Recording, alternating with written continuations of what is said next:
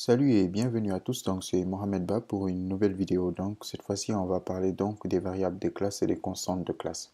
Donc ici j'ai la même architecture que la vidéo précédente, donc il faut créer juste un fichier index.php et un fichier article.php au niveau de TP1.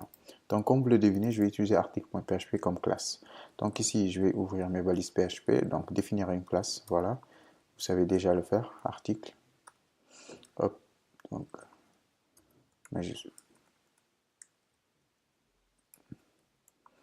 article, voilà. Voilà, donc là j'ai ma classe. Maintenant, je vais définir une constante. Pour définir une constante, il faut tout simplement utiliser le mot-clé const. Voilà, comme constante, je vais avoir titre. Voilà, est égal à premier titre. Ou bien le titre, je vais mettre tout simplement PHP. Voilà.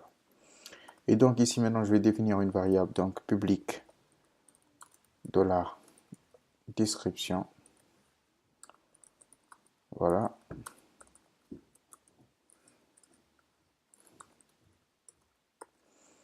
Voilà, et donc je vais mettre parlons de PHP.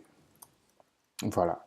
Donc maintenant, j'ai une constante titre PHP et également une constante et également une propriété donc de la description parlant de PHP. Donc ici, je vais créer deux fonctions. La première fonction va servir à afficher donc notre constante de leur titre et également une autre fonction qui va servir à afficher donc notre propriété de la description, notre variable de la description. Donc ici, je vais mettre public function affiche const. Voilà. Donc je vais ouvrir les accolades. Voilà. Donc je vais copier le code, je colle, puis ici on va mettre affiche var, voilà.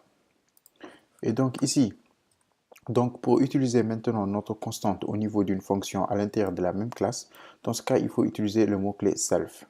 Voilà, donc je vais mettre self, voilà, suivi de l'opérateur de résolution de portée, puis de notre constante. Voilà.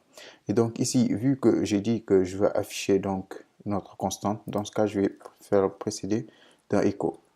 Voilà, echo self titre. Voilà. Et donc, maintenant, nous allons passer donc à notre propriété de la description.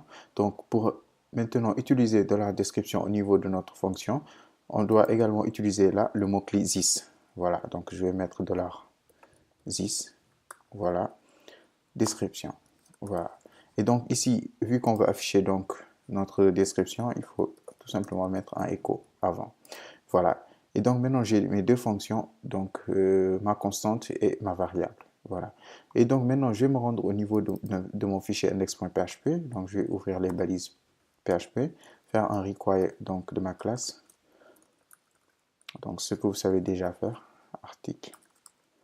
Voilà. Voilà. Et je vais attirer votre attention sur quelque chose. Donc, chaque fois que vous me voyez donc créer la classe, ensuite aller au niveau du fichier index.php pour utiliser la classe. Donc, ceci est une méthode, c'est une bonne pratique en programmation, c'est-à-dire il faut tout le temps séparer donc le code de la classe et le code d'utilisation de la classe. Voilà. C'est pour la bonne pratique, donc il faut toujours respecter ça. Maintenant, ici, je vais me rendre une fois au niveau fichier index.php. Donc, je vais essayer maintenant d'utiliser ma fonction, d'appeler ma fonction. Donc, ma première fonction, celle qui affiche donc ma constante. Je vais tout simplement faire un article. Voilà, opérateur de résolution de portée. Donc, affiche. Hop, donc, j'ai un peu. Donc, affiche const. Je vais copier pour ne pas faire d'erreur. Voilà. Donc, voilà. Affiche const. Voilà. Voilà. Et donc, je vais exécuter pour voir. Voilà. Et voilà, donc là j'ai PHP, donc ce qui veut dire que ma fonction a bien été appelée. Voilà.